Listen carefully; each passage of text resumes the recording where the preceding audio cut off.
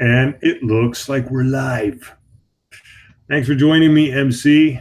Wanted You're to welcome. talk wanted to talk today about why does the US military waste so much of our fucking money? And by the way, this is not some liberal, leftist, progressive cause of mine. No, I mean there's plenty of people on the right that agree with this. Even Fox News has covered this. And I'm all for the military, by the way. I want to make that very clear. I even wish that I would have had the courage and the discipline to have joined the military when I was younger. And I definitely appreciate the need for the military.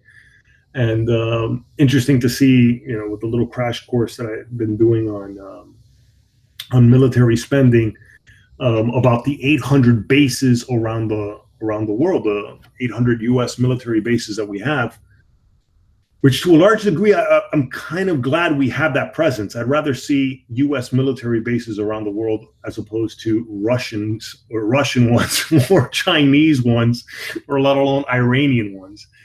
But the legendary $400 hammers and the $3,000 toilet seats, and this one thing that I even wanted to see if I could share on screen here, which happened back in like 2007 when the Pentagon spent about $1 million in shipping costs for like 19-cent washers.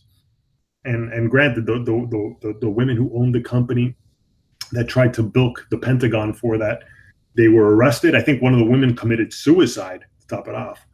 But it's just amazing the amount of money that just gets frittered away, and that could be used. I would like to at least see towards healthcare. But anyway, so what say you, MC? Because you're probably going to handle most of this stream anyway.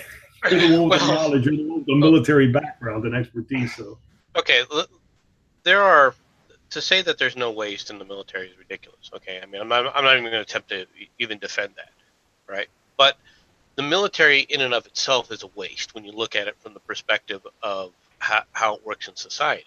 Yes, it's necessary. Yes, you need the military, but the role of the military is to kill people and break things. That's really what it was created to do. All right. And when it's not actually killing people and breaking things, it's planning to kill people and break things. It's training to kill people and break things. Now, that doesn't excuse some of the abuses that happen. Um, but when you start talking about why the United States spends so much money, a lot of it has to do with the ideas of what kind of conflicts and how those conflicts are going to take place and where they're going to take place. All right. Uh, One of the things that you had mentioned was the 800 bases around the world, right? You have naval bases, you have what they call army bases, of course, and then also have Air Force bases, right? So all of that is rolled into it. When you talk about an Air Force base, what does it take to put an Air Force base in? Okay, well, first of all, it takes an airstrip, right? You got to have a place to land the planes and everything, right? Um, what does it take to have a naval base? Well, you need to have shipyards. You need to have maintenance yards. It's actually far more expensive to have a naval base or a naval presence than it is to even have from a base perspective, than it does to have an Air Force base. Now, Army bases tend to be quite a bit different. All right, in that for the most part, you just have a few tents, a few buildings for headquarters, and there, boom, you got an army base. However, all that being said, of course, you need to get the equipment there, depending upon the type of, uh, the purpose of that base, right? I mean, each each each one of the services has a different role, and some of the things are, unique to the service. All right, but some of them are also duplicated. For example, when it comes to like military intelligence, everybody basically uses the same kind of intelligence services.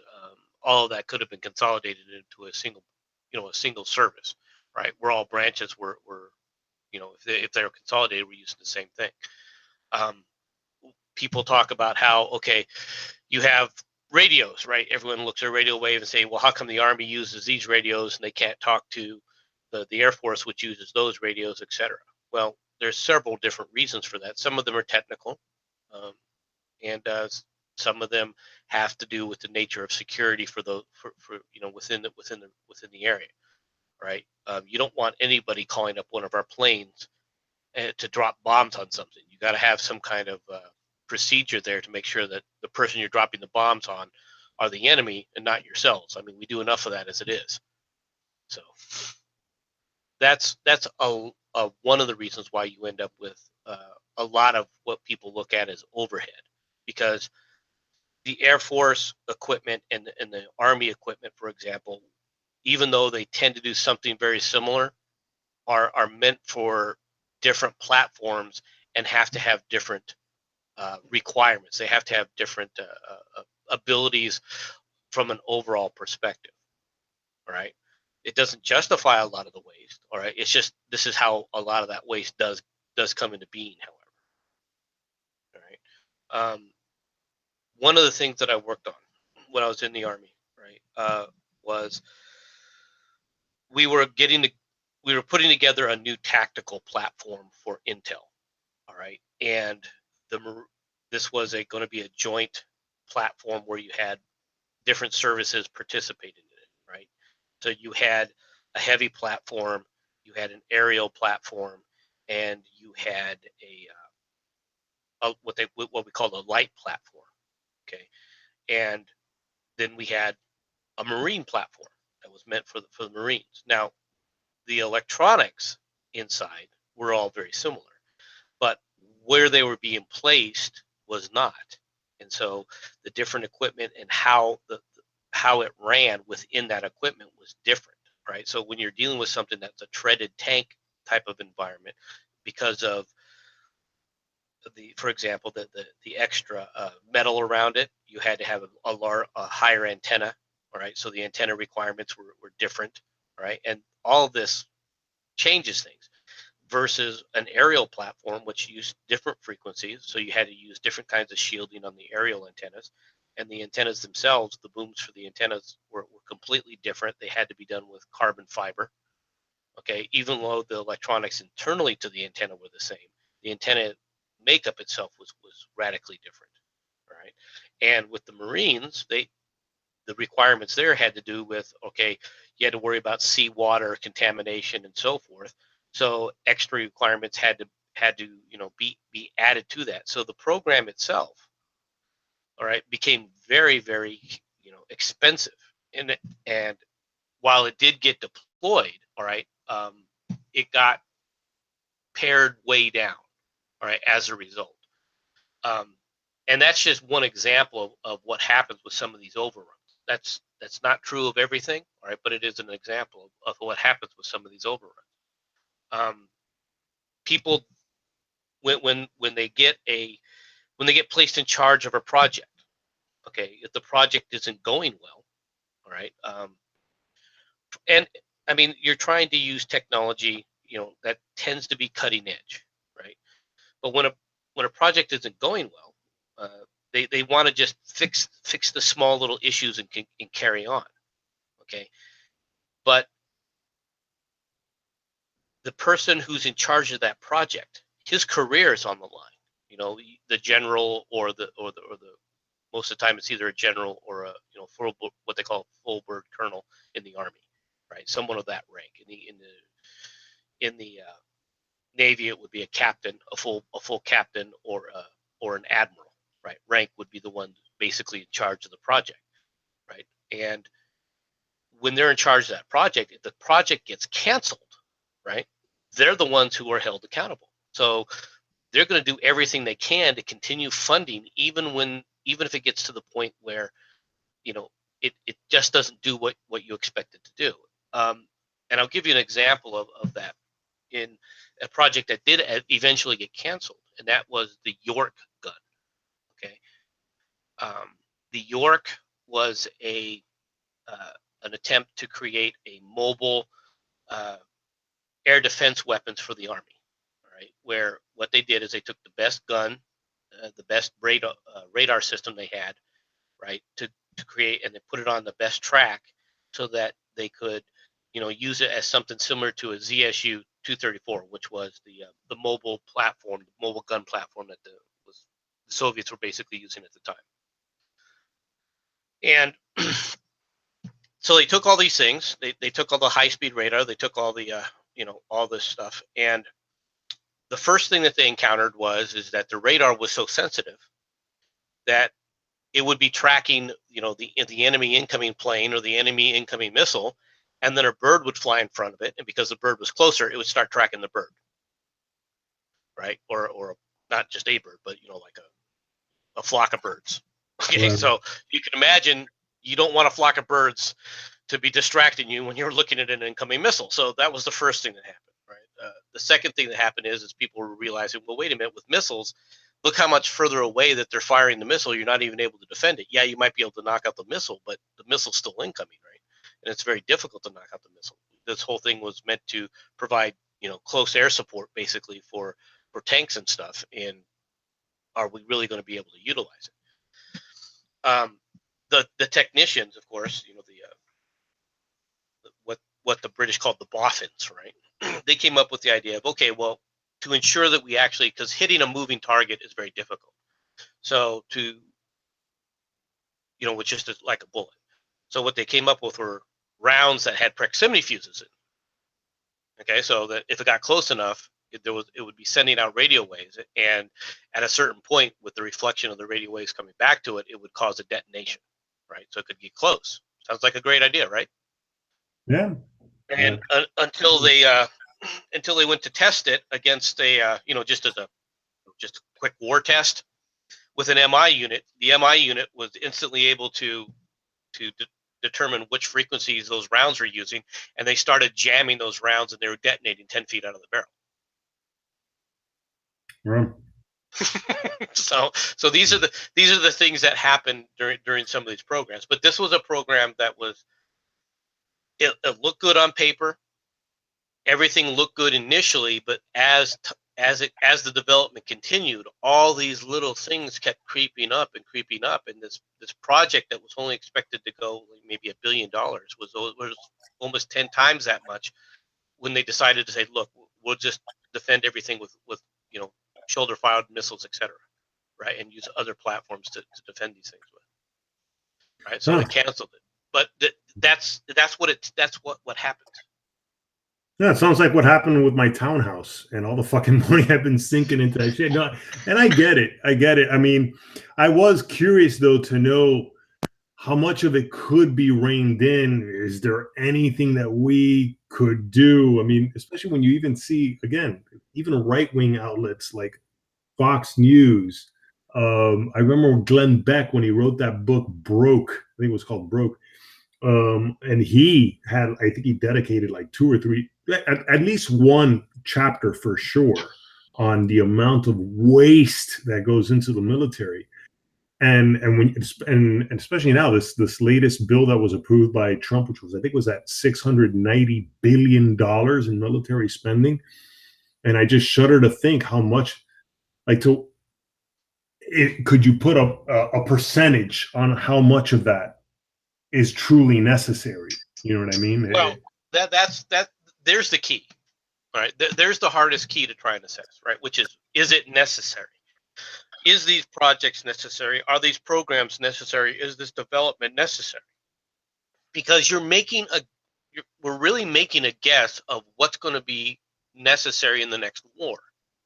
Okay, and that's one of the things that I kind of got diverted a little bit, but I wanted to go over. All right, the material needs that you need to fight, for lack of a better term right now, a guerrilla war, right?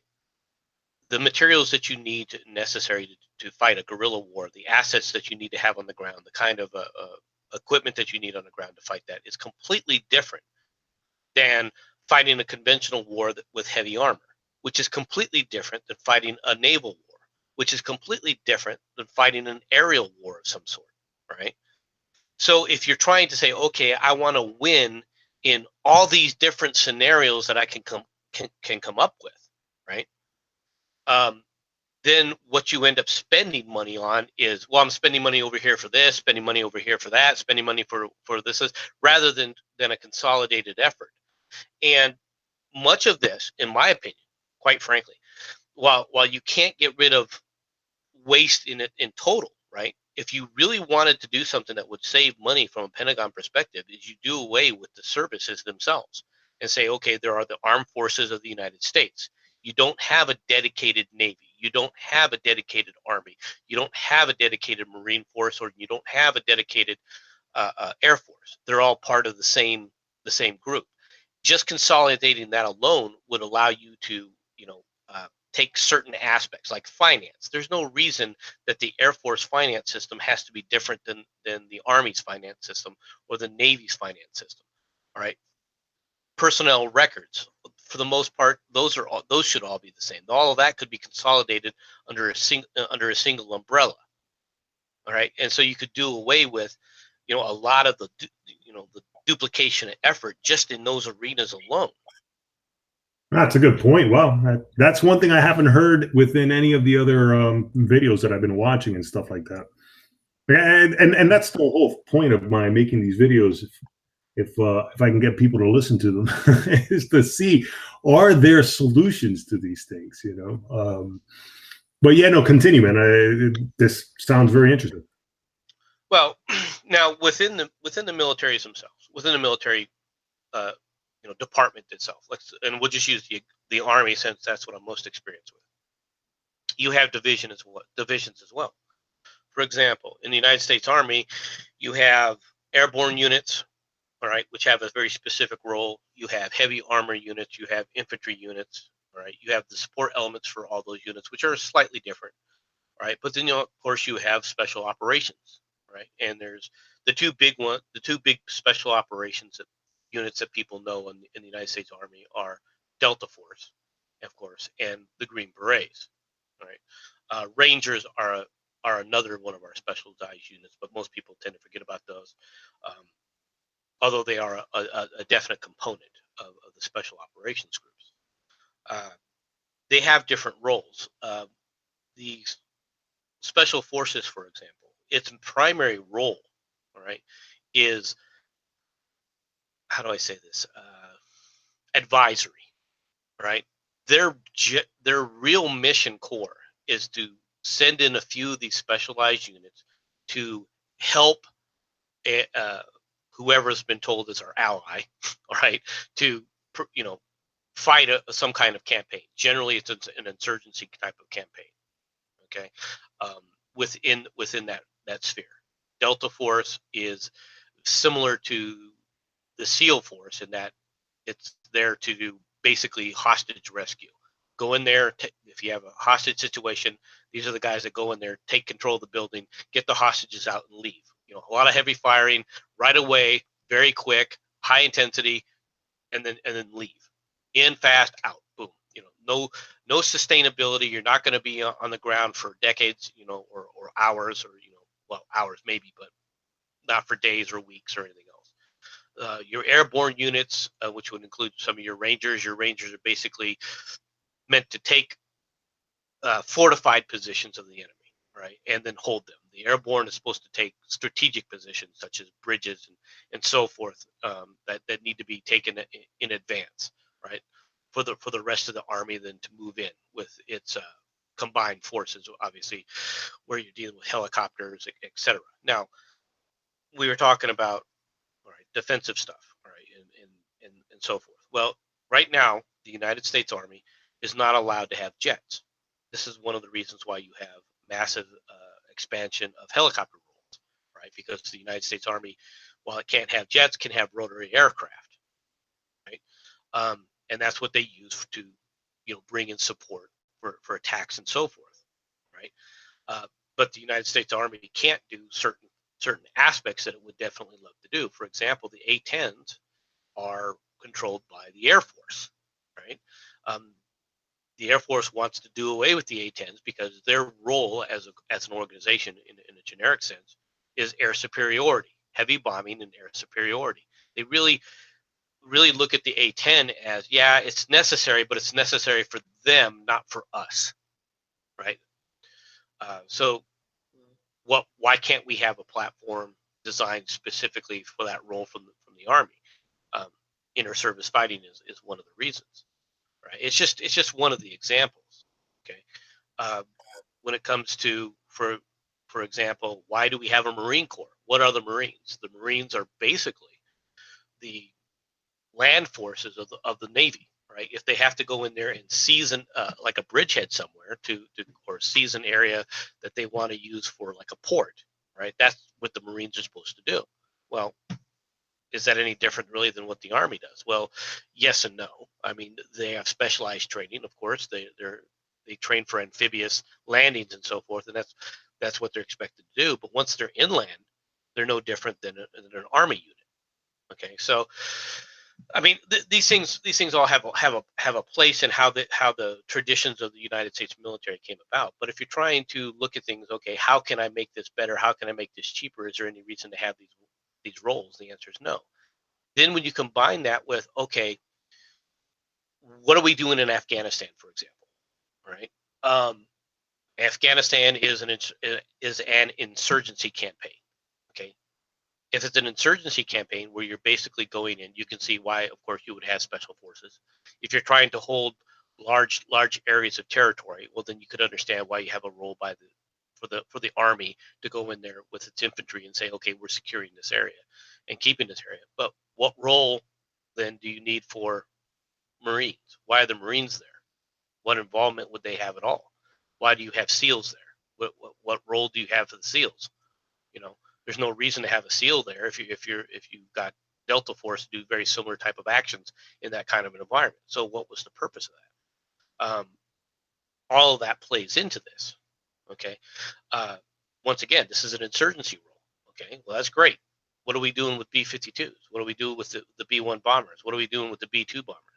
Right? People, when we got into the war in Iraq, for example, we brought in a lot of ordnance. We brought in a lot of firepower, but everybody wanted a piece of the pie.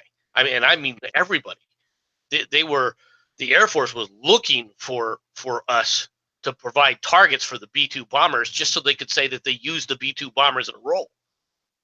Okay, I mean, it served a purpose, all right, but in the initial part, but did it really? I mean, do we really need to have that kind of a thing? Is this the kind of wars we're going to fight? Now, theoretically, could we be fighting a ground war, an old ground war campaign like World War II, where you've got mass troops with mass casualties being taken place on today's modern battlefield? If for the people who say no, just think about how you're going to fight a war with China. Think about how we would fight a war in North Korea. You would have to have those roles. You'd have to have that. So you have to say, okay, these things can take place, right? But the cost of keeping that along with an insurgency campaign kind of mentality, all right, in Afghanistan are completely different. And of course, are those units really effectively there doing what they should be doing? Is there a reason you need Marines, for example, in Afghanistan going house to house doing house clearing? You know, that's generally an infantry type of role. Yes, they have infantry skills. I'm not denying that the Marines have infantry skills, and the Marines are highly trained and highly motivated, which is why people want to use them in these roles. But is that really something that should be happening? No. All right. Do you still have to plan for it? If you plan to win every single war of every type of war that could possibly take place down the line, well, then you're going to be spending all that money to make sure that you have that capability. And it gets even further. People don't talk about this, but it adds to the cost when you start talking about, okay, let's go into space now, right? The idea that the Pentagon is not interested in outer space, just from the perspective of satellites alone, should cause people to wonder, okay, how many millions of dollars are we spending on spy satellites? Well, what else are we sending up there? Okay, are we sending in weapons? There is a program in the Air Force currently right now to create a United States Space Force.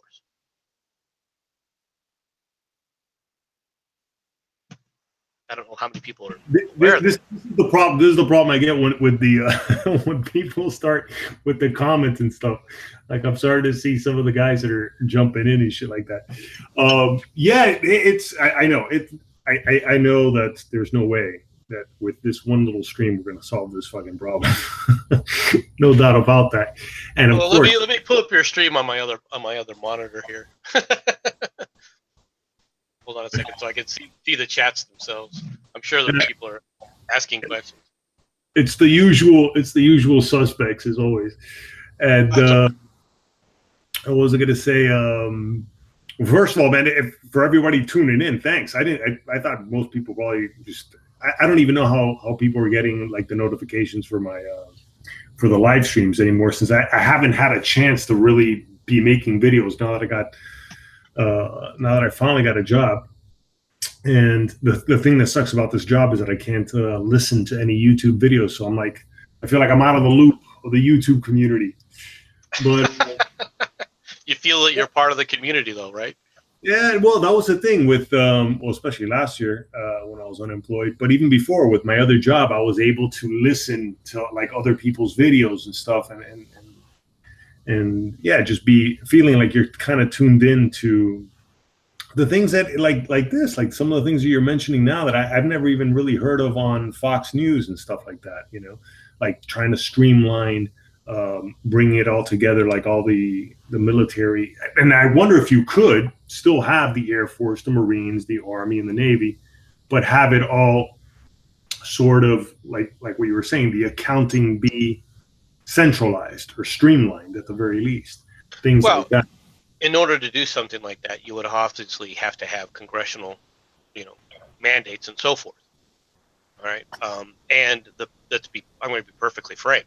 The Pentagon, in as a whole, would more or less balk at something like that, because one of the things the military does still function on, and it's still very important to the military, is tradition. Okay, so when you have the senior service of the U.S. military, all right, being the Navy, right, the secondary service being the Army. Okay, um, there are traditions that were developed. There are things that we go back to that are always mentioned. There are, uh, for example, when it comes to leadership conferences and so forth, right? Um, the types of tactics that get displayed, the type of discipline suggestions and roles that people play. You know, all of that is different for the different branches. Now, the Air Force, of course, is the youngest branch. Um, it became a subset that grew out of the inter-service rivalry. Many people don't realize this. The question came about after World War II was, well, who's going to get the missiles, right? People started realizing missiles were going to take on a larger and larger role, especially when you had the capability of marrying a missile with an atomic weapon. Okay, so people had already been planning to say, okay, you're going to be able to strategically throw an ICBM from one end of the country all the way into another country across the globe. Well, who's going to get that service? So a fight began between the Army saying that should go to the Army since it's land based, and the Navy saying, no, wait a minute, you're taking away our role in this, right? At this point, early on at this point, no one had been thinking along the lines of a triad. Okay, so with all this going on, they said, okay, let's make a third service just so that we can stop the inter-service rivalry between the Army and the Navy. And they basically created the Air Force. Now, the Air Force itself, to prevent it from being, basically subsumed by the Army, they made the stricture that all the new stuff, all the new fun gee whiz stuff, would go to the Air Force. All right, so the Army couldn't have jets. They made that very specific that the United States Army would not be allowed to have any jets in its arsenal. Okay, this is one of the reasons why it happened. This is how something that's intended to do one thing starts to get spread from a historical standpoint, and as a result, you end up with the different service academies. Right, you have West Point for the Army, you have Annapolis for the Marines and the Navy, and then you have, of course, the Colorado Springs Air Force Academy. Now, could all that be rolled into one? Yes and no. I mean, the kind of training you need for a naval force for a ship is obviously going to be completely different than anything the Army needs to have in dealing with troops. You know, commanding troops is going to be completely different. So, while some of this stuff seems similar, I mean, is it really? Right? For the Air Force, all right, flying jets, the logistics in creating an Air Force in the jets, Does the Army really deal with that? Well, to an extent, you could say it does, but to be honest, the focus on air superiority and those roles are at this point in time have been divorced from the Army for long enough that no, the Army really doesn't look at those roles very well. Huh. No, man, it's yeah, no, it's all over my head. And especially, I was watching one really interesting little this one video from Vice, and it was the trade shows. It was basically the trade shows that they have for wars and stuff, and it is fascinating to see how much the U.S. military ends up selling arms to basically hostile regimes as well, or maybe not hostile to us at the moment, but soon to be hostile regimes.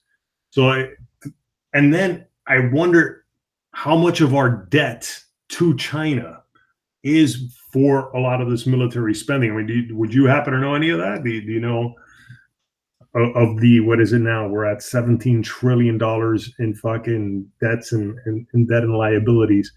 Well, it depends on how you spread the accounting.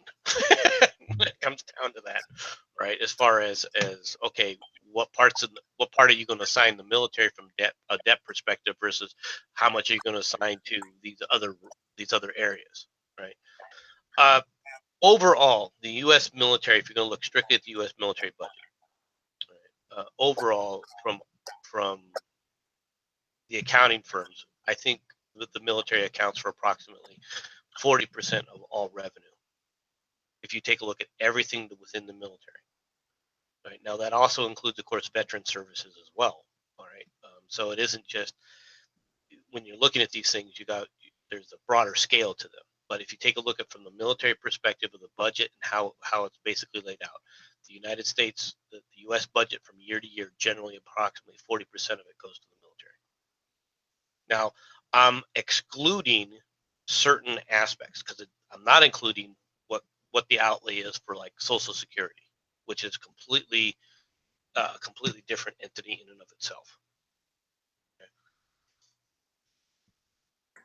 Yeah.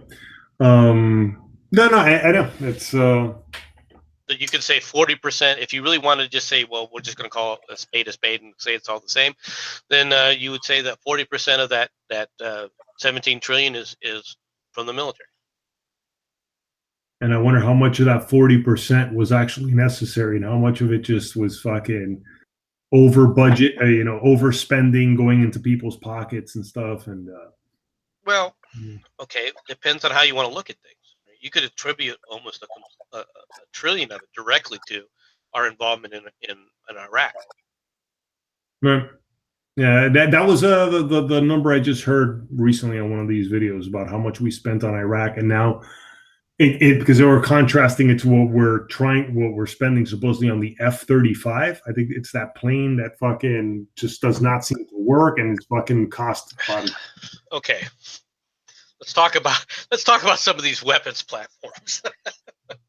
Okay, the F-35 is supposed to be a multi-role system.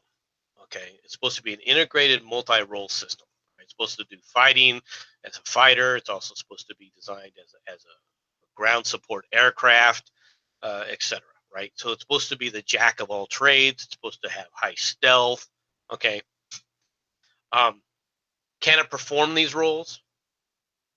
Yeah. Is it? They want it to land on carriers. They want it to replace the F-18. Is it? Does it land on it? Can you get it to land on a carrier? Yeah. Is it great for all this stuff? No. Okay. Basically, you're trying to do too much with the airframe. All right. We try to make it so that it can. They have a version that's similar to the Harrier, right, where it has VTOL capability. Did they create it to do that? Yeah. Did they asphyxiate some of the pilots when they first created it? Yeah. Because it wasn't thought about it from that perspective in that role. Okay. Is it a better? Can it do dogfighting? Yes. Is it as good as an F-22? No. All right. So from an air superiority standpoint, an F-22 is far superior. Cost-wise, though, I mean, the program for each one of these includes all these different variants because the naval concerns, the Air Force concerns, and the ground support concerns are all different. Okay, so why do we have all these different variants? Because they're trying to create a single platform to do all these multiple roles in an effort to quote unquote drive down the price. Is that the only problem with it? Hell no. All right. When you talk about where money gets spent in development, okay, and you're saying, okay, I am a defense contractor. I will here are the list of requirements that you're giving me to bid on. I bid on this, saying I can do this and create this for X amount. Okay. The F-35 says Druid from Vanilla. I'm sorry, B. I read memes comment. I was just reading that one too.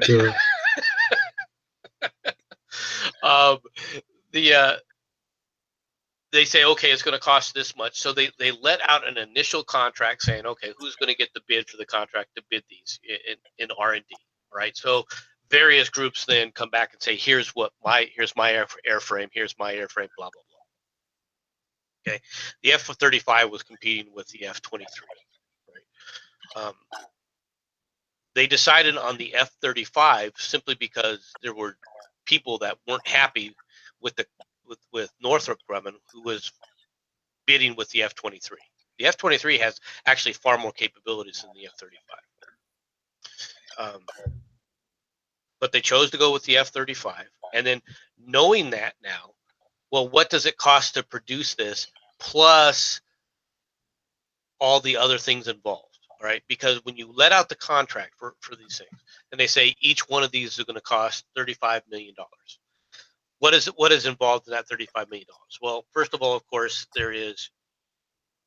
you have to build the plants to build these in an assembly type of process. So you got all the initial outlays, right? Which the company's going to eat, right? Initially, they're going to eat that cost, knowing full well that if they get so many on the production run, okay, they'll make up that money in the overhead, right? So you're paying for all that overhead up front. But what else are you paying for? Well, you're also paying for all the maintenance, all right? The maintenance training. You're paying for all these different things that these defense contractors say, well, if you want us to train pilots, okay, well, give us this much plus my overhead, plus my profit. And if you want me to train the maintenance personnel, well, here's this. And if you want me to train this, well, here's this. All of this begins to add up. All right. And what's worse, and this always happens, is from the time you take a platform and say, okay, this is ready to go, until that production run fully begins, technology changes. So people come back with, well, can you add this? Can you add that? Can you design it to do this? All of this feeds into this overrun rather than going, okay, here's what the production run is. This is what we're going with. Stop it now. And we're going forward with this exact thing. If we decide that we want to do modifications, that can be on onesie, twosie types of things that the Air Force determines later. But then you would have to change the nature of the Air Force, for example, to have its own kind of style of R&D, and your areas like DARPA would change some of what they're specifically doing. They're looking at things from the very cutting edge of science, rather than, okay, how can I get this to do this? How the more mundane things of how do I go from like an M1 Abrams to an M1A1 Abrams, for example. Does this make sense? Yeah, I'm wondering if you can't beat them, then just fucking join them, and just maybe I should. That's where I should probably be working. If my money's going to be that, I might as well just go and fucking work for one of these defense contractors or something, because they're not going to be in, anytime soon. Do we need the question comes in? For example, All right, let's say, and I'm just going to use this as a round number. Do I need 100 F-35s? Yes or no? Well, if you draw down the U.S. presence around the world, the answer would probably be we don't need nearly as many, right? If you're going to have these operational squadrons out there all over the world, then the answer is yes. So if you're going to reduce the cost of the Pentagon, you've got to reduce our presence and our footprint around the world. That's Yeah. essentially what How you're much looking how at. much of a difference do you think it would make if we did start like from 800 bases, we just brought it down to 400? I mean, would countries like China and Russia? I mean, they've already proven that, though. It seems. I was about to say, would countries like Russia and China start to creep in even Of course further? it would. And if, yeah, they've done it with fucking Russia's been doing it now with the Ukraine, and God knows they tried to do it with Georgia and Okay, China. so who's what it comes down to is the U.S. Should the U.S. be in a position to blunt that? Is there really a U.S. Need to be there to blunt that attack? All right. Now, this sounds like, well, yeah. I mean, obviously, we're trying to support our allies. Yeah, we've got to be prepared for that. But what else has it done? Now, Great Britain has been one of our staunchest allies, and if you take a look at it from a NATO perspective, they themselves have been meeting their NATO commitments consistently. The same can't be said for Germany. Germany has consistently lagged behind in its NATO commitments. Yes, they've developed the Leopard 2, for example, right? But they can't even field them. Why can't they field them? Because they don't see the need to actually they don't feel the need that they're threatened so that they would need to defend themselves. I mean, you've got the United States as the shield. Okay. So by having the United States everywhere, all right, we provide a shield for other countries that could do better at defending themselves, but don't feel the need and don't see the need. So should we look at trying to reduce some of these bases? In my opinion, the answer to that is yes. Although you would have to do it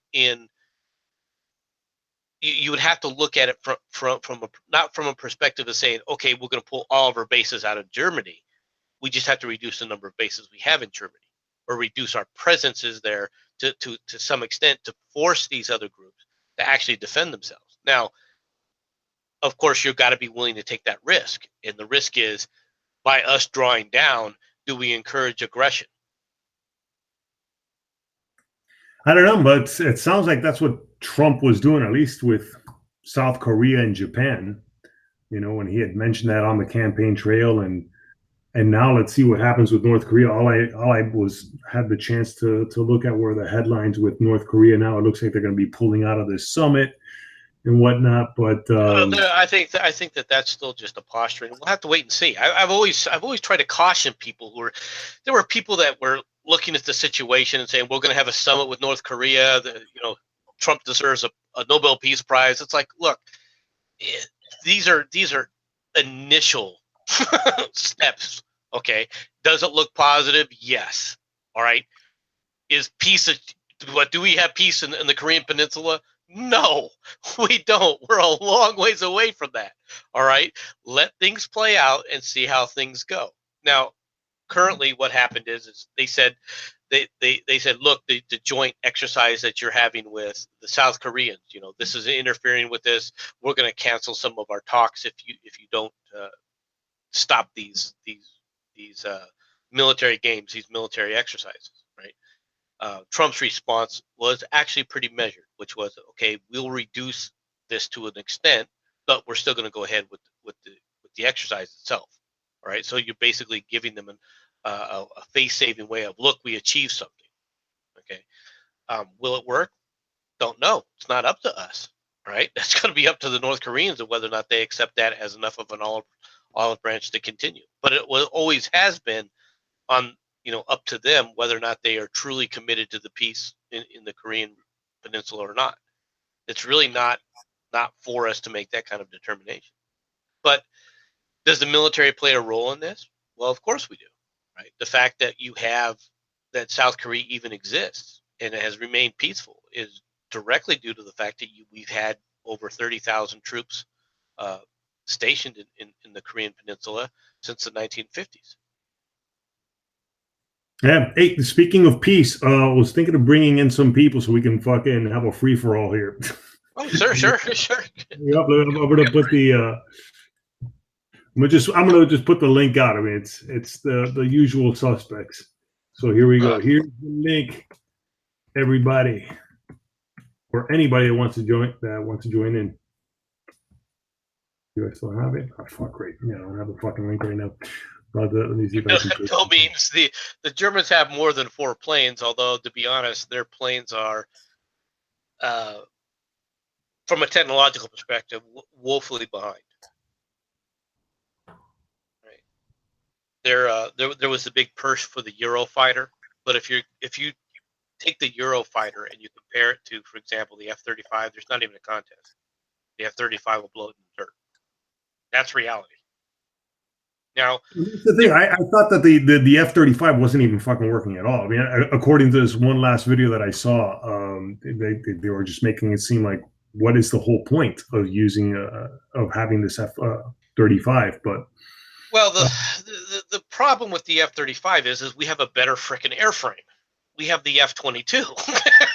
Is it more expensive? Yeah, but it's a lot better. It has a lot more capabilities than the F-35 in a certain sense. The F-35 provides a role of ground support that the F-22 doesn't provide. Okay, but to be honest, if you're dealing with something from a ground support perspective, you don't need necessarily stealth, at least after the initial phase of combat. That's one of the things the Iraq War definitely showed. Right, once you go in there and you take out the vast majority of the enemy's air defense, then you can basically, once you've achieved air superiority, it doesn't matter if I'm flying a biplane as far as ordnance goes, right? I mean, you don't need anything really that sophisticated per se. Now, the ordnance that you drop may be sophisticated, but the platform that you're using to deliver it doesn't need to be that sophisticated. By the way, I think I have somebody that wants to fight with you right now. How's it going, Cabbage? Hey, man. No, I don't want to fight with anyone. No, I'm just here to say hi. Welcome back. You've been away for a while. Haven't seen you for ages. But anything MC said, it's dubious at best. I don't know what it was. Yeah, he doesn't want to fight at all. Notice. Hey, you guys got to read those contracts. Engines in the F-35 are sometimes optional. Yeah, that's right.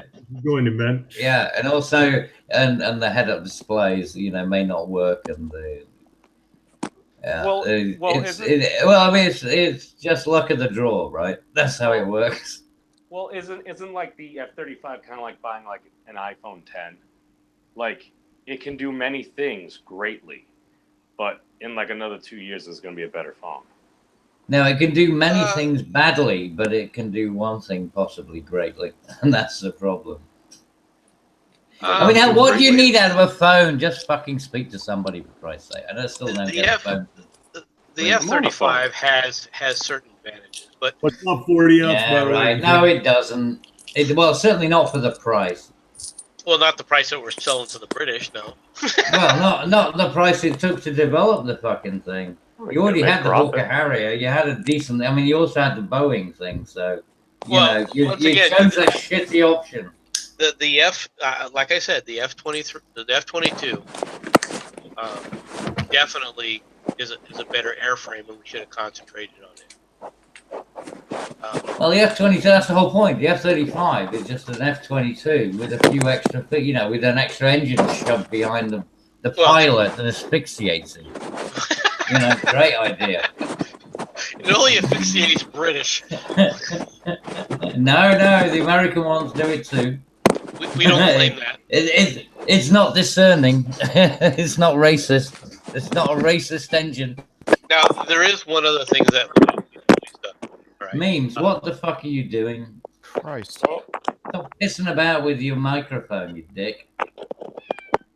Memes. Why we can't have nice things. Yeah, because people like you. The one other Leave thing your mic alone. About things like the F-35. is when we sell these platforms to our allies, we tend to not sell them with the full packages. All right, as far as the electronics package. Well, yeah, This it's is- like when you sell us Trident. Well, I mean, we only want the delivery tool. We don't need the warheads. We make our own warheads, and that kind of Well, stuff. but So, with the British, everything's going to be portioned.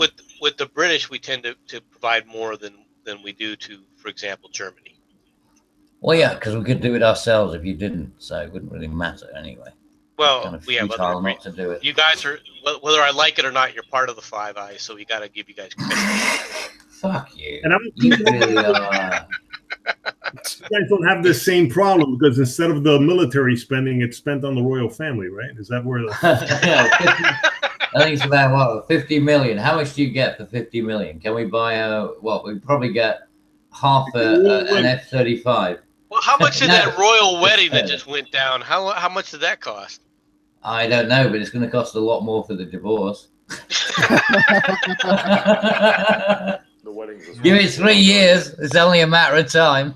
What was that memes? Oh, I said the wedding is this weekend. Oh, it Yeah, hasn't happened no, yet. it's still coming. No. And have you seen the father of the bride? Oh my God, what a catastrophe that is. Jesus. Why? I mean, this is where diversity has gone a stage too Who far. is the father? No, I haven't seen the I father. know. of the bride. It looks like He's I've associating seen. with the tabloids. I gotta look this guy up. I've been trying to ignore that. I've been trying to ignore that whole fucking thing, but it's there. Like, you can't ignore Yeah. what It looks like seriously, it's like some guy coming back from A bender or something? What would you call it? A quickie mart with a. I mean, you can imagine him with a plastic bag coming back from a quickie mart. Hey, I mean, to a seriously. single midlife crisis. Oh, it's this is diversity gone bad. That's what it is. The royal family thought they were going to. is that. Is he the new guy that's doing Apu's voice on The Simpsons? Is that what Well, Prince Harry, yeah, like a ginger tosser. Oh God. Yeah, you guys thought the Queen was mad about Diana's little arrangement. Yes. Yeah, This'll go it'll be out just fine. interesting. It'll be interesting to see how they get rid of that one. Okay. We should make a book, right? What do you reckon? I'm going Is to it try gonna and be- save Nachi's initial stream here because he wanted to talk about the military. What I are think your it's aspects gonna about the military? No, I think it's wait, gonna be- what, we got it. By the way, we got it covered for the first hour. From this point on, it's fucking all downhill. Let's just fucking let Oh, okay. Then I'll let it go. So since we're Yeah, at you that see, point, so You Cabbage, bored him to so- death. You so- bored him, MC. Well, so Cabbage. So what I just heard was, so what you're saying is they were practicing on those Russian Hang on. planes. Well. So what I'm saying is this is not a Channel 4 interview. Thank you. Yeah, you don't have to tell me what I'm saying. So what you're saying is that you don't appreciate the question. Well, don't blame me. Blame Jordan Peterson and freaking Kathy. That meme is now embedded in our Is culture. that it? Sorry, but I'm not getting Kathy. You ain't gonna Kathy me, Yeah, mate. memes, No where way. are you? Because it sounds like you're in a tunnel somewhere. Oh He Christ! sounds like he's in a toilet. A man can't It's stream like in and a take a shit. bathroom. Leave him alone. Is that what it is? He is. Yeah, he's in a bathroom. See, you can hear him flush. You dirty bastard. Don't you have any standards? Oh, gosh. My God, you can mute when you take a shit. Cabby, I didn't grow up in a castle. I grew up next to a castle. Yeah, well, it doesn't matter. You still didn't have to talk while you took a shit. I took a leak. That wasn't it. Well, Hey, if it was hey, a leak, it was a the very cat heavy needs to one. be fed, I'm sorry. Good Sarah God, was what hungry. the hell are you eating? Nothing yet. Okay, no, I'm looking at Meghan Markle's father, who I'm assuming is her father, and no, that guy looks like somebody from The Sopranos or some shit. He does not look like he works at a That's cookie.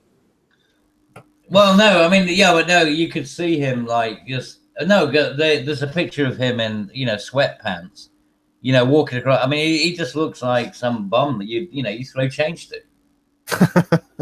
Oh, I mean, gosh. seriously, you got to see some of the other pictures. I mean, the thing that you've seen where he looks like a soprano, that's just because he's a fat bastard.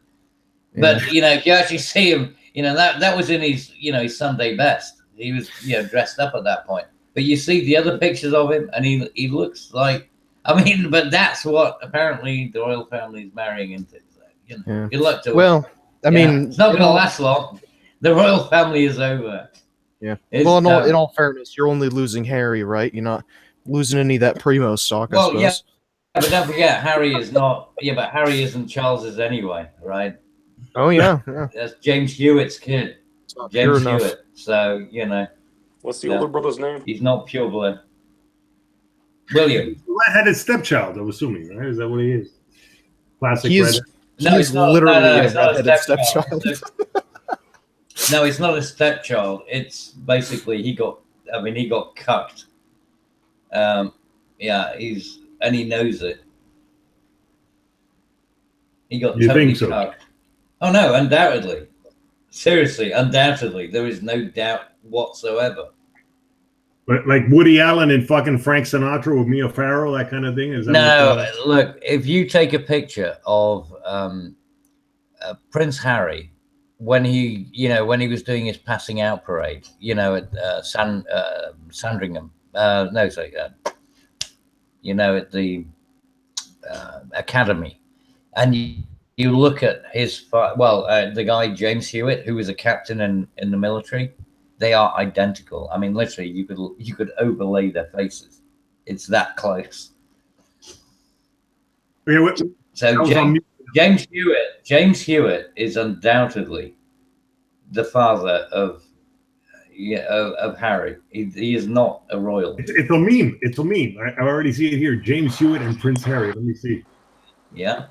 Tell you now. We haven't seen the ancestry results yet, Cabbage. Oh, I see. There's one where this guy's wearing like a polo hat. Yeah, I can see that. I'll tell you, they are. I've seen them. Literally, you can merge the faces, and it is so that the differences are so tiny you wouldn't even know the difference. And he looks nothing like Charles whatsoever. I mean, he barely looks like. I mean, there's no real Diana connection either. He looks like whatever father produced him, and that isn't Charles. Because he doesn't look like Diana, so he's got to look like his dad, and that isn't Charles. I mean, William looks like Charles because he's losing his hair and shit. You know what I mean? Yeah. Look at this picture that I'm sharing right now. Oh yeah. Well, yeah, no, full head. Yeah, you definitely got all the. First of all, you look at Harry. Doesn't Harry look like I really don't want to be here? Yeah. This has got to be the. I'm not even sure I should be in this suit. This thing just doesn't fit me right. Meanwhile, Harry's looking at him like, I don't really know about this guy. I do wish I had his hair. Giving him the shit, guys. He at least looks comfortable in the suit. Freaking Harry looks like, God damn it, where's my bull? Yeah. Seriously, it's there. All you got to do is open your eyes, look at it. So that's why they don't give a shit what he does. He can go out and marry some, crazy fucking skank whore from the, from the project. Wait a second. Hold on. Like, I love that elevated British humor, dude. It's just fucking. Is this something like? Do we really not have the information? What about the skank whore? Or no, we got plenty of information about Harry. I'm almost surprised somebody didn't try to do some what was it like CSI or some type of crime scene shit and be like, so Harry drank out of this Coke can, this dude drank out of this Sprite can. Let's do a couple of swabs. Let's send it in. Oh shit! Oh no, the thing is, there's no need because everyone can see it. There's no need for any of the. Why waste the money? It's there to behold. Is it really that obvious? Yeah. We just shown you the evidence. Did you see the pictures? Yeah, I don't think it takes MI6 to do an investigation. No, seriously, it's a waste of lab the time. Facial structures are gotta give somebody identical. the benefit of a doubt. I think I got a good picture. Let me see if I can pull this one up on the screen share. Yeah, I mean, to be honest, it's a waste of breath us just talking about it. I mean, why are we harping on this? Well, good point. It almost sounds like a Cosmo article. It does very much. Yeah, look at the facial structures there from Nachi's screens. Yeah. Now tell me that is Charles. Oh, by the way, put up a picture of Nachi Prince talks Charles as well and try and compare them, all right? Because you got to have Prince Charles. There's nothing. He doesn't look anything. He doesn't look like Diana, and he doesn't look like Charles. So he's going to look like his dad. And the only person that we know that Diana had an affair with was the guy who looks like him. And he's ginger. So anyway, it doesn't matter. He's ginger. That's enough. What he is, he's Irish, I think. Yeah, well, ginger just persecute. Hey. Doesn't Ginger matter. lives matter. No, they don't. No, gingers have no soul. We all know that. I thought you were ginger too. I can understand Diana cheating because she could have anybody that she wanted to on the planet. What I can't understand is why frickin' Why would she? Yeah, well, kinky, I guess. You see, people have got their quirks. Oh, but why would Charles? Women are Why weird. would Charles go with Camila Bowles? Well, like I said, people are quirky. They got their kinks. She probably does the best blowjobs on the planet. A vibrating vagina. That's why. I don't know what the hell is that. She probably lets him do all kinds of things to her that, you know. Yeah, like put illegal. a bag over her head and frickin' put Diana's picture on There you go. They probably auto asphyxia shit. I mean, they could be up to all kinds of crazy. You know, like the wax on the nipples well, and if things. you think about it, They're freaky people. Well, yeah, when like the regent or more aristocratic classes, when they develop like all like the markets for like all those kinks and fetishes, like when they actually like be the early documenters of such things. Well, where do you think hedonism came from? It didn't come from the peasants. They were too busy. They didn't have time to fuck, let alone fucking come up with, wax on the nipples. Much as you can, and if you're really they couldn't afford to put wax on the nipples. They needed it for the candles. I feel like we should change topics really soon. You can tell this is gonna go to Does anyone know Lacey? Lacey Green. Oh, what are we talking about? Lacey Green, does she like wax on her nipples? Oh my god.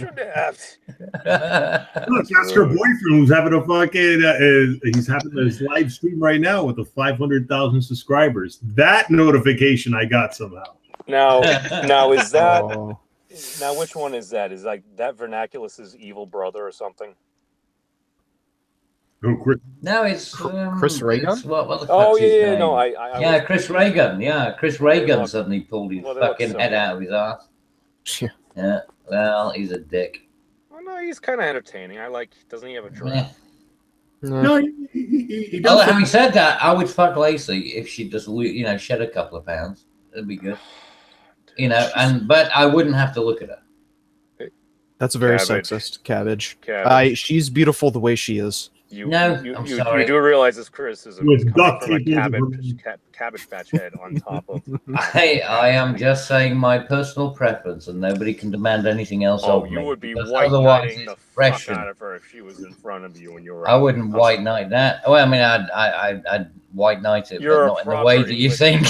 I'd be Lancelot. I'd lance that a lot. Oh my god, Cabbage, dirty fucker. The very first Lacey. You see what happens when you allow a Brit on your stream? The next thing you know, we were talking completely about the frickin' royal family. I think we got a Brit on right now. I didn't bring up the royal family. No, you guys brought did. up Meghan Markle's dad.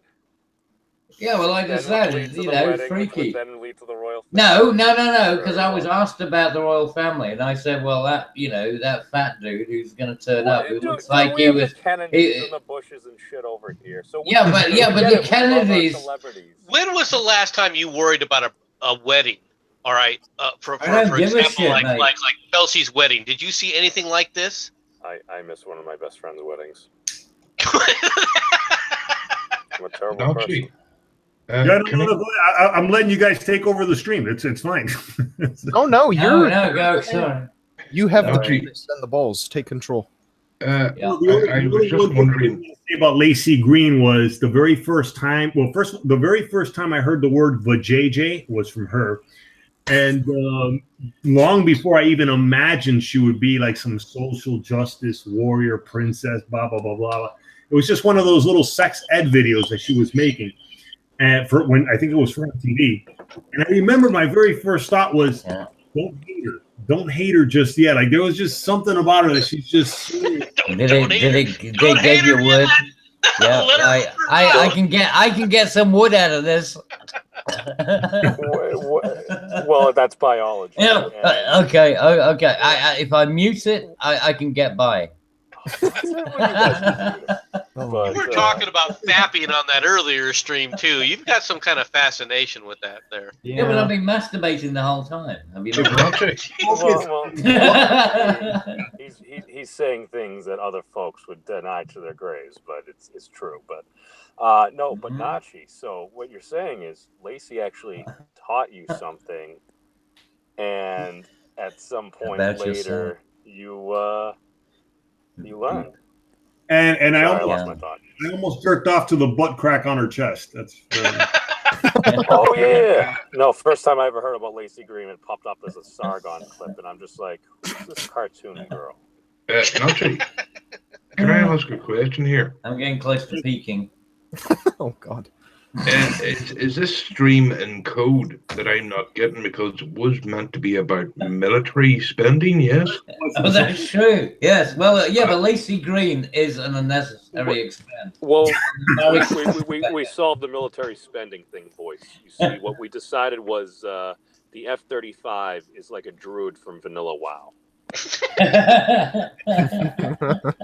Okay, but it's fine. I know the conclusion I've come up with the military spending is fuck it. I'm just going to go work at one of these companies that fucking lost. That's it. Dude, they pay so well. They take I can't do shit about it. I might as well. The one thing, nobody fucking resigns. You're going in dead men's shoes. That's the only way you get into those places. let me explain the ins and outs of being a defense contractor. Oh, please don't. The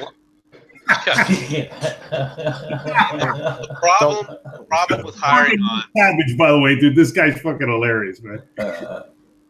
The problem with hiring on to a defense contractor, right, is unless you're part of the core that group's core mission, you're signed on for a contract of some type, right? For example, General Dynamics is a big defense contractor. However, they compete with Raytheon and several others when these contracts come up for renewal, which they do every five years or so. And a lot of these guys, they get hired, all right, to work on a specific project type, for example. All right, remember I was telling you about the M1s. Okay, so if you got the contract with the M1s, then while you're working on the M1s, if the next bid to continue that maintenance contract goes to a different group, then what happens is you end up getting fired by General Dynamics to go work on and get hired immediately by Raytheon. So while you have job security in a way, you can't really build up any equity within a specific company. And see, I'm sorry, but your missile thing is just I'm sorry, but. Well, let me ask you, so what is the chance at that point of you getting scooped up, let's say, by another company and... Scooped? Well, no, I don't... Well, missiles and scooping. I don't necessarily know how to put it any other way, but what's the chances of you getting, like, poached from another company and... They do that. They do that all the time. They basically do that all the time. The problem is, of course, is if you're trying to make it somewhere within that company, if you're trying to get into like management or things like that, it becomes very difficult. Mm-hmm. By the way, and all kidding aside, I've already worked for a military. Oh my God! Contractor. What happened there? Nachi, you went really loud and then almost nothing. Yeah, you smacked your microphone or something. Did you guys hear me now? Yeah, much better. Yeah. No, I can't. I don't want to mention the name of the company. And I was working for an advertising firm, and we ended up getting this new contract that was for this other military contractor that I don't want to mention just in case. And what was really interesting is how many people at our department didn't want to work on it because they were anti-war and blah blah blah, and because this was New York and yeah, that people were able to do that. I ended up getting a shitload of overtime hours. I'll never forget working on that. I had no fucking. Oh, cool. Yeah, well, fine. People will pay by their principles, all right? They're going to lose at the end of the day. So fucking. No, and yeah, good man. And that's you the thing with capitalized. my principles are for the military. I'm all for the fucking military, but my God, man, the waste that goes into that. And no, I was thinking more the principle of the fact that you're going to take a day's wage. I wasn't thinking about the military aspect. I mean, fuck the military thing, you know, like it doesn't matter. At the end of the day, you got to make a buck. How many excess regulations, paintbrushes, and product do we go through? Say that again. I'm going to catch up on some of these comments that I'm seeing here. I see what your money. Do you even contribute to a system? If you left the chances, are you a net negative on the system? Women as a class pay no taxes. They get more than they put in. Probably, perhaps. From Black Knight Fool. Well, they know they do. That's the whole point, because the earnings gap has now turned into, you know, I mean, the pay gap turned into an earnings gap. Then it turned into, you know, they can get more money than they're capable of earning had they actually had to do it based on performance. So they are getting subsidized, no doubt about it. Because quotas, we were talking about this earlier, it's a quota system again. Nope, somebody dropped out.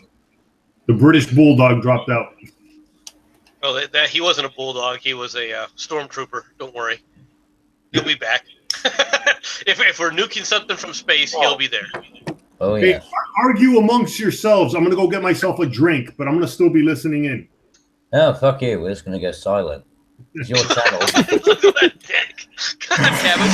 What the hell did you do today, man? Cabbage is in one of those moods. And probably just as many fucking unsubscribed right now. So, oh gosh. Bill, feel free. Go ahead. 40 ounce. Go ahead. I know you got a you want to say. Go ahead. I didn't know I had. Well, so let me ask you, MC. A lot of people go on about no bid contracts in the government. Is that really going to fix the issue in terms of just monetary waste? Like if you're talking about contracting private companies, or is that just some kind of fallacy? They exist. Okay, the no bid contracts can be looked upon as a waste because you're preventing this. The reason the defense contractors tend to like no bid contracts is because they have a quality that they're comfortable with, and they want to continue it along those lines, right? So it's not no, it's not just a meme. They do exist, right? Now, yeah, but is that good? It's also that you take you take the project to a certain point, and then at that point, it's like the point of no return. You either carry on funding it or you don't. So they kind of oblige the, you know. It's that, and it's the fact that, remember when I was just talking about how these contracts, they get bidded out by somebody else. The problem then becomes not everybody who is working on that project stays, so there's a speed up time to get back into this. For example, if you have a defense contract to maintain communication circuitry, let's say maintain these 16 server farms, for example, right? Mm-hmm. And you bid it out where before it was a no bid contract, these guys were working on it. You had a known quantity as far as maintenance and so forth. When you then change that from a no bid contract to a bid contract, okay, so a different company wins that contract. Some of those people leave. Now they've got to hire certain individuals, some of which will come from their own company, but are they familiar with the product? Do they all of a sudden now you start having hiccups because they've changed how they were doing things, etc. All right, that's why the military prefers no bid contracts, because it's the devil you know versus the devil you don't. Yeah. Well, I don't know. I thought cost plus was the best one, because cost plus means it doesn't matter how much you fuck up, you're still going to get your 10%. Your cost, whatever it happens to. Greatly. Yeah. So cost plus is the ones that these people love. I mean, Halliburton loved the cost plus thing. They were putting I'm talking about it from a military. They're mercenaries in fucking 5-star hotels, so they could get the extra. There was nobody. You keep bringing up Halliburton, and you know that there was no other contractor. Well, Halliburton doesn't matter. No, it doesn't matter. No, okay, I'll give you plenty of different examples. It wasn't just Halliburton, but Halliburton's the easy one because that's the one that people know. I mean, look, they ended up in front of fucking Congress having to explain. They ended up in front of Congress for one reason. Everyone ends up in front of Congress, and that shows you how worthless there's that it is. aspect too. But the reality is, Cabbage, is that the reason Halliburton got pulled up in front of Congress was because the Democrats took over Congress and they wanted to embarrass Dick Cheney. And that's what they did. Well, if anything, then shame on the Republicans, because it should be the Republicans who are coming up and saying, well, why are we spending this ridiculous amount of money on you overinflating your prices?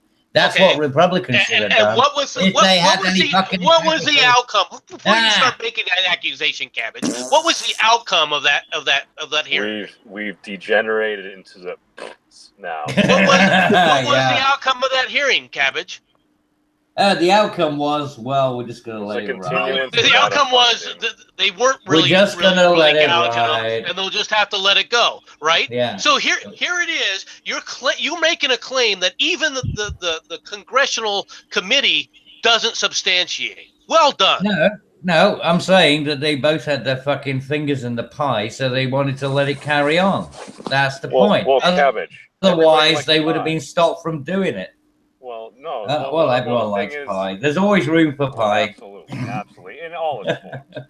But MC, I think the concern is, when does a project go from being extended and then revamped to literally becoming its own entity that just seeks to perpetuate itself and maximize its own? Those problems, when you're talking about from an R&D perspective, those things do exist. That is a problem that does happen because a general or whoever's been assigned that project, it's their career. If that project gets canceled, their career in the military is basically over. Well, that sucks, but then they're just going to work to get what happens if it's not an optimal project? What if the money can be better spent somewhere else? Then you're fighting for something that might not even be. I don't disagree with you on that, but I'm just giving you the realities of how that gets approaced. Well, you got all these white men on my channel. All I know is if I'm hearing about a bunch of basically military second chance vests, or basically some battle armor that's just thrown out because it was excess or something, just because the money needed to be spent and the product needed to be basically used, like, that bothers me. Like, if stuff like that is actually happening. Let me try to take charge of my stream once again. No, fuck you. Now the lunatics have taken over the asylum. I'm not above muting you. Shut up, Cabbage. You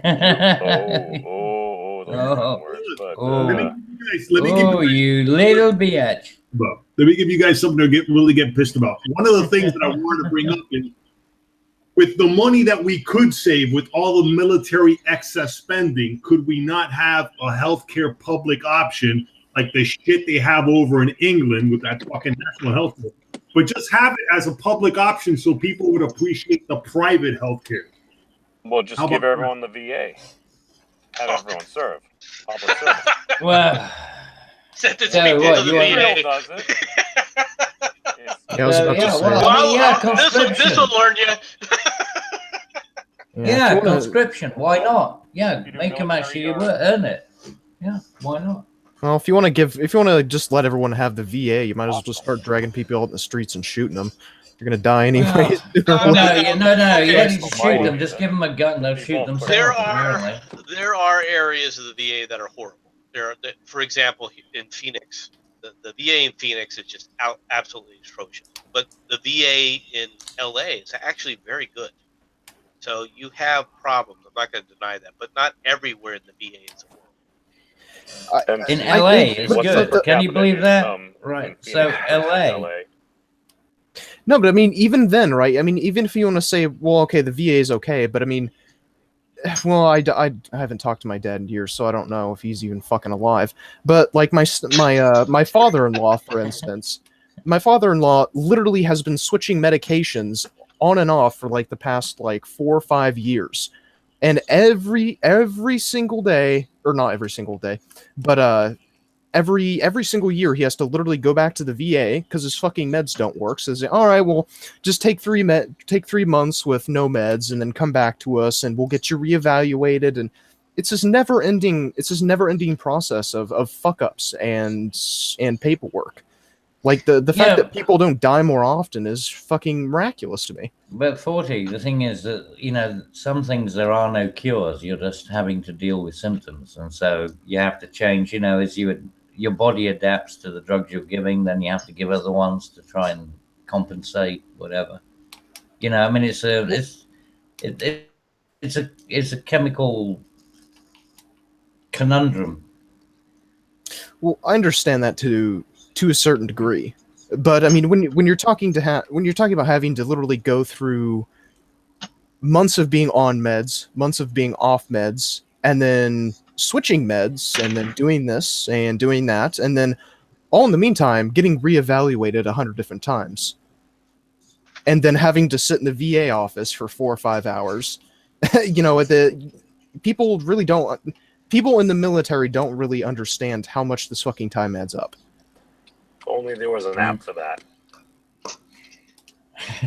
Oh god, the app would be garbage. Yeah. It does depend on the nurse, of course. Nobody minds having a sponge There bath are apps for and a nice nurse. So is there any solution to the military overspending and being able to rein in those dollars into our healthcare and possibly even our education system? I know Really, if you really wanted to do it, consolidate the forces. U.S. military forces rather than the separate agency. Bullshit! Really, bullshit! You've got to remove the you've got to remove the black budget. U.S. You've got to remove. Go. All right, don't listen to Cabbage because Cabbage doesn't know what he's talking about. Yeah, don't listen to me. Right? Yeah. Because you see, that's the thing. Immediately, I mentioned something. Well, which when you fix your freaking black budget problems, then come talk to the United States. Okay? Hey, look, I'm not saying we don't have a problem. The question was asked, how do we do this in our place? The black budgets Hey, look, we got way more problems. The black budgets are not the biggest Look, problem. the appropriations and the appropriations committees and things like that, that's where the money disappears into. You know it as well as I do, and don't pretend otherwise. If you want to save money, okay, you have to sit up there and consolidate the different branches. You've got to have the armed forces of the United States rather than the United States Army, the United States Navy, and the United States Air Force. Everything's centralized with you. Everything has to be centralized, and that's the whole problem, because that's exactly what happens with things like the CSA and the military. It's supposed to be centralized. Jesus, well, no. That's the whole point. That I mean, that's the reason that you have the air, sea, and land and space. They are separate, and they can. And they work more effectively when they're not centralized, because they work effectively when it's combined arms. There's a reason we have combined. It's not central, but it's not. Well, I mean, everything's centralized fundamentally through the through the War Office anyway. Well, I mean, your war, whatever you have, but, or through the president. So, I mean, they're always centralized. Throughout space there, not a single person said anything or questioned it at all, because it's true. Yeah. Well, it's included. No, to tell you the truth, I almost feel stupid for having started this stream, because I know there's nothing we could fucking do about this shit. There's nothing that we could do to stop. Well, I mean, it's still an interesting topic to discuss. To learn about. I mean, but I'd like to think that we probably could, and it's interesting how far we've come with social justice bullshit. That the country has fucking changed. Like at this new job that I got, it was interesting. The videos I was made to watch, so you could be on your best behavior and stuff like that for these fucking petty things. That shit has changed. But for some people, good. I think we could see the rise of the independent contractor again. Well, Oh no, seriously, that is so true. They've done everything they can to do that. yeah. I mean, Well, this is actually. we don't have Trump care yet. Oh God. Donald Trump's health care plan. See, at least Trump's As soon as honest. He doesn't socializes give a medicine- shit.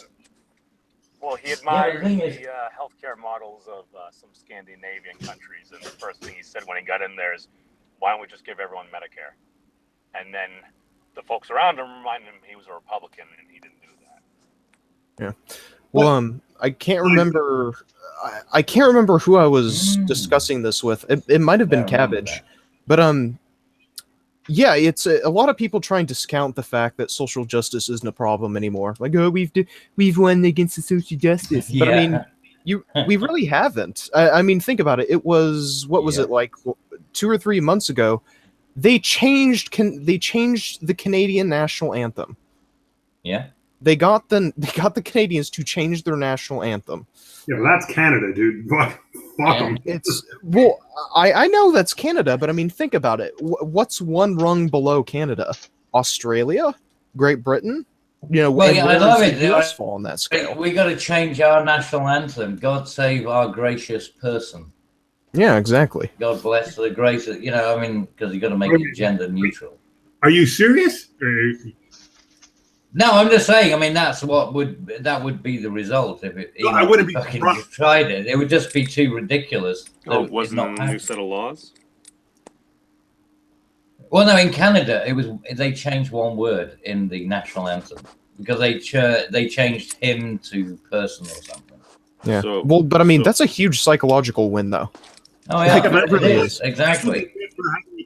That's what they get for having a tranny for fucking prime minister. Exactly.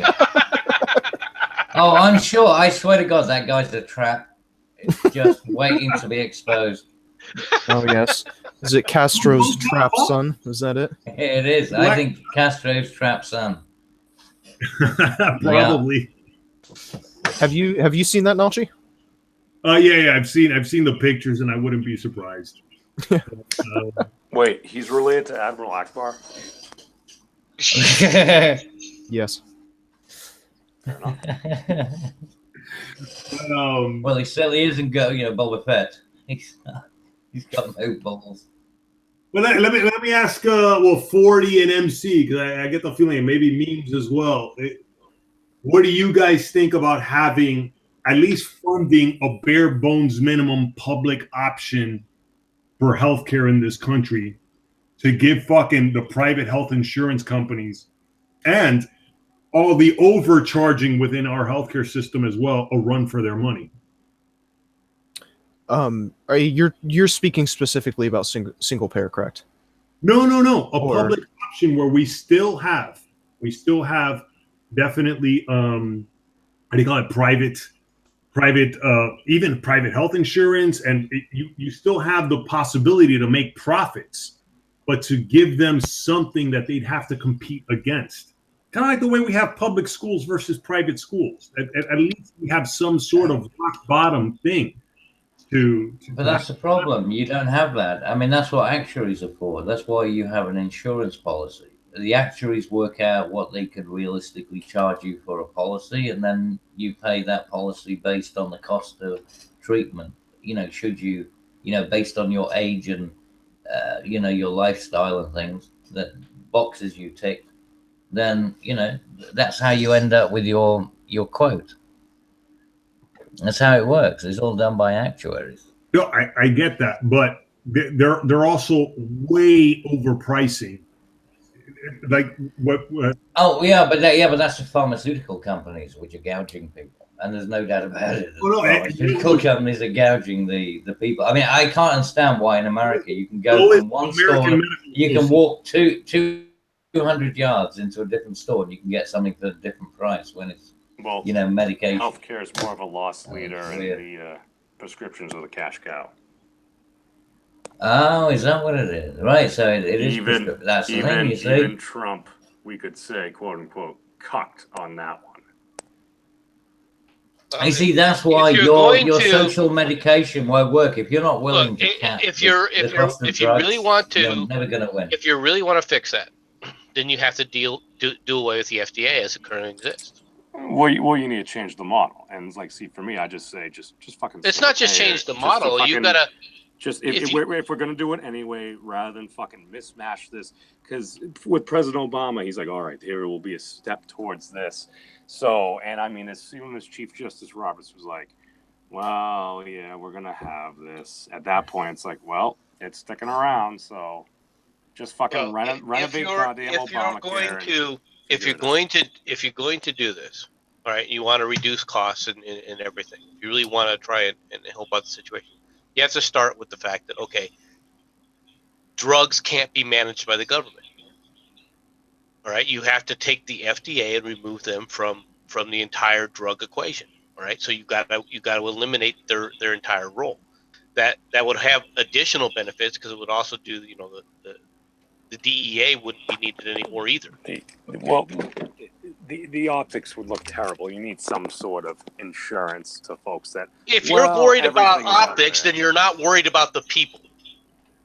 No, I just don't. No, I don't understand why the whole FDA has to disappear because of the medical thing. I mean, the FDA because the FDA doesn't provide. Does way more things. It's not a single. What else does the FDA do? Well, Food and Drug Administration, right? I mean, the clue's in the name. Okay, what else is it doing? Please let us know. Well, I mean, things like because you seem to know more about the American government structure than the hormone. Well, the hormone treatment of like animals. Well, I mean, the food industry. What you think that's? What I need a fucking PhD in American, policies.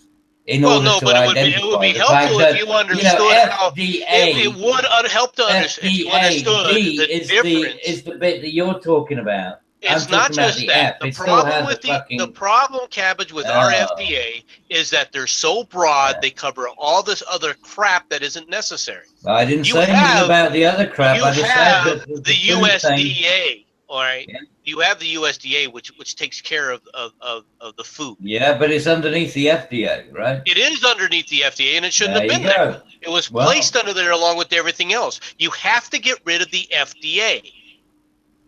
Get rid of them altogether, though, man. Because believe it or not, you have to get rid of the FDA as a group. You can still have the USDA, right? You have to separate that out. I would agree with Cabbage in that regard. But the FDA, for what it functions and how it functions, it doesn't need to be there, right? It was created with the idea specifically of saying, okay, if you say a drug does this, it needs to do this, truth in advertising.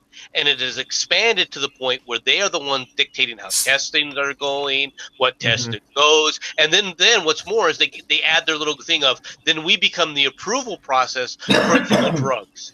You don't need the government involved in that process. That's true, but but then you end up with Monsanto, who are doing their own testing and things, and then modifying their fucking test results and their data sets, and then the FDA actually having to unwind it in order to find out that they were talking shit to begin with, with Roundup and things, the claims that were made.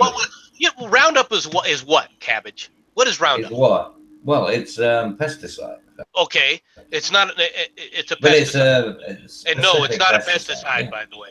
Roundup is not a pesticide, by the way. Well, it kills weeds. It's used as a herbicide. It is used as a herbicide. Okay, herbicide. All right, herbicide. Sorry. All right. Couldn't we solve a lot of this with the internet and maybe social media, just internet forums? Like, if people again shit, and it's good shit, you could incentivize that. Yeah. If people get bad shit, they're going to be more apt to say something, especially if you incentivize them. So. Well, yeah, but the thing is that most people will go for just whatever's the cheapest shit. We don't have enough connectivity to get large sample data that, I don't know, maybe a couple. Isn't that what you want? A reduction in price? Yeah, but you also want quality relative to the price, right? I mean, there has to be a degree of quality assurance. Okay, well, this is where we're fighting. You say there has to be a form of quality assurance. I agree to an extent, but we're so far in the regulation for that's causing the price that the quality assurance, we're getting nothing from it. Well, how do we make the handoff? You got to sit up there and take it back down to where, okay, you're actually seeing a drop in quality assurance, don't you? Well, you don't want to. Well, you need to balance it. You need to have it be. Okay, but in order to do it, in order to start achieving that balance, you've got to start reducing the regulation to the point where all of a sudden you can notice where the balance actually is. We can't even do that right now. If we can't figure out the elasticity of demand, then yeah, that's true. What the fuck? Did you just say something about the elasticity of a man? He's thinking about it. He's going back to his Stretch Armstrong days. Oh, gosh. Give it a good fucking pull. Yeah, one of the things I absolutely disdain about the FDA is the fact that they harp and harp on so many of these needless regulations that really inhibit experimental treatments. Like that's one of the things I was so fucking glad that Trump did, because I mean there's so many experimental treatments that just get stifled by these needless stupid fucking petty laws. What about the the idea of stem cell research? And that's more religious based, but I mean still science, right? Still science. Yeah. But I mean, the idea that they would just remove that, they would take it off the table as a research mechanism. They never took it off the table. That's a bunch of crap. Is that right? Oh, they can. Well, I figured that. I mean, I never figured they would have actually done that, because that would have been stupid. It was an if they did, it would have still carried on anyway. It was an overstated thing that came from the media and was media hyped. All right, when it came to doing stem cells, and they're not even talking about stem cells; they're talking about infant stem cells. Yeah, well, they're using fetuses. So they mismemed it. They intentionally mislabeled it so they could sit up there and talk about all the clinical processes and all the great things that were going to come out of stem cells. At this point in time, with all the money that's been poured into it from every freaking corner of the world, we have yet to develop anything successful from stem cell research. From infant. Hold on, let me rephrase that. From infant stem cell research, we have zero from it. From adult stem cells, yes, we have had some success, but not from infant. They've been using stem cells to, and they work from infant. And there was like a spinal fusion when it's been. There are several. I can give you a bunch of examples. Well, you can search them for yourself. I mean, you'll be able to find them if you took the time. But no, there are. Not from infant stem cells. There is not one positive research outcome that's come from it. Well, there is no such thing as an adult stem cell. Yes, there is. There isn't any such thing. No, there isn't. You can't have an adult stem cell. A stem cell is the cell that can become anything. Speaking of the maturity, once they become. Seriously, look at. I mean, the stem cell itself is very specific, and it exists for a very short period of time.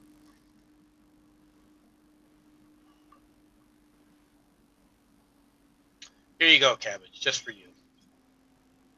Oh shit! What? MC's in the SmackDown. Oh, I'm getting fierce. All right, can anybody see this cow that I've got on the fucking screen? This is what the video was supposed to be about. I'm trying to sell this fucking T-shirt. Okay. No. Well, that's a fail. Originally, I wanted this to be called, "Is the U.S. military a sacred cow or a necessary evil?" I didn't get a chance to finish the fucking illustration and stuff, but this is pretty much where I was kind of going for. And go ahead and rip the fucking drawing apart. I'm curious to see what you guys fucking think about this shit. It's going to be a sacred cow. You got to make it Indian, like the full. I mean, seriously, make it like an Indian cow. I mean, appropriation. Yeah, it would be a lot skinnier, that's for sure. It'd be a lot more malnourished. Yeah, you definitely need more ribs. But yeah, I mean, I like your subtle little radiation symbol in the middle. Yeah, I like that too. I like And- the landmines for hooves. That's funny. Good. You got that. You got that. Then the fucking the ICBM missiles right here, and let me see what else. Well, then I was curious to see if MC could actually detect any of these fucking medals and badges, because these I mean, this one's pretty. Okay. Purple hearts. So we got Well, the purple heart is there. there. The one next to it is the Distinguished Flying Cross. All right. All right. The one right above the Distinguished Flying Cross is a paratrooper medal for airborne. Ah, okay. The one next to it is air assault. MC knows his shit, man. Okay. No, and especially when he brought up the F-35, which I never knew. Well, yeah, but the thing is, you don't know. He could be talking shit. You haven't checked. Do you think I'm wrong? You could have just said anything. Pull up if you want. If you don't believe, pull these up. The one. Yeah, you've just been making it up. I got the credentials from MC. I'm not going to say how. I'm not going to. But before we started, Yeah, everyone apparently has got those. So. Oh no! MC showed me something. He's hardly hiding himself. Yeah, he's shown it to everyone, mate.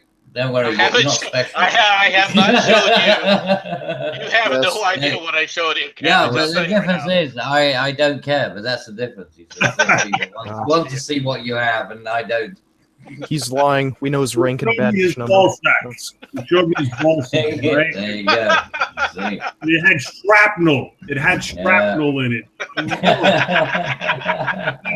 I've seen the X-rays. If you're looking at the ribbons that are at the top, all right. That's why he's got lead poisoning. The one that's green and white at the beginning is a Vietnam campaign medal. No, further down at the very bottom. Oh, this one right here. The next one next to it is the overseas service ribbon. The one next to it is this the LGBTQ fucking. Actually, no. That is just you get that once you graduate basic training. That is it. You are a part of the U.S. military service. And you got fucked or something by your drill sergeant. The one above. The one above that would be considered a what is it? Army is a commendation medal. All right. Which what is about this one? If you know this one, then your credentials are fucking. That's it. Right? I don't know that one. Now, if you buy anything, get out of here. The one next to it though is a meritorious service ribbon. No, the one above it. Oh, this one. Yep, that's the meritorious service ribbon. If you go two up and one over to the right, that right there is a bronze star. Damn. Let me just say, this cow's seen some serious shit. Yeah, but the orders of the ribbons are not correct. The one above the Vietnam service ribbon is another Vietnam. It's a Vietnam campaign. So hang on, are you telling me that this cow is actually it's a liar? This is a lying cow. No, it's just got the order of the medals and everything a bit incorrectly. Oh, yeah. I just started getting them off of the two guys that seem to have the most. And fucking Colin Powell. Well, yeah, Colin Powell. Just shows you can't trust cows. I'm telling you. Pretty much, especially the two bottom rows, he would have everything in the two bottom rows. You're right. You're right, dude. You fucking dude. This guy knows his shit. And yeah, well, you know, Wikipedia can achieve it all. The little metal thing that you have above all that is a combat infantryman's badge. All right. And by the way, how many 5-star generals? Because almost all these generals they're actually 4 stars. Are they? There's only at any point in time there's only one 5-star general in the military. If they and he has to be gay. He does not have to be. That's only for you fuckers when you freaking brought in Monty. Oh fuck. Monty wasn't gay. He just did a good impression. No, Monty was as gay anyway, as a $3 bill. He kicked Rommel's ass, so you know, mission accomplished. Oh please. Right. Rommel. Well, yeah, he kicked him. Well, no, he fucked his ass. So I fuck off. suppose Rommel had a handicap. He was having to Yeah. babysit that syphilis-ridden Charlie Chaplin motherfucker. Well, there you go. But that's his own personal choices. You know, we can't make allowances. Well, we got to Waiting end this stream for because my justice. wife just got home. So, All right. well, hey, dude, thank you all for being on and for not solving shit. That's That's what we do best. Yeah, is it ever? We But do no, unfortunately tend to talk to. it was great catching up with you guys, especially Cabbage, man. I'm glad you got your fucking old little avatar back, dude. I'm gonna put yours in MCs. That's gonna be the thumbnail for this fucking live stream. And thanks 40 for jumping on, dude. And, Yeah, thanks for having us, dude. Appreciate it. Yeah, for sure, man. Thanks for you guys even fucking checking in. I've completely tuned out of fucking YouTube for a while, but I'm gonna start getting back into this now and kid myself that I'm gonna solve these problems. Nothing, man. It's been real. I've been drinking some absinthe, so if I'm slurring my fucking speech, so fucking be it. There you go. And no, man. Thanks again, and thanks for watching. All right, so I'm gonna hold on. Let me stop the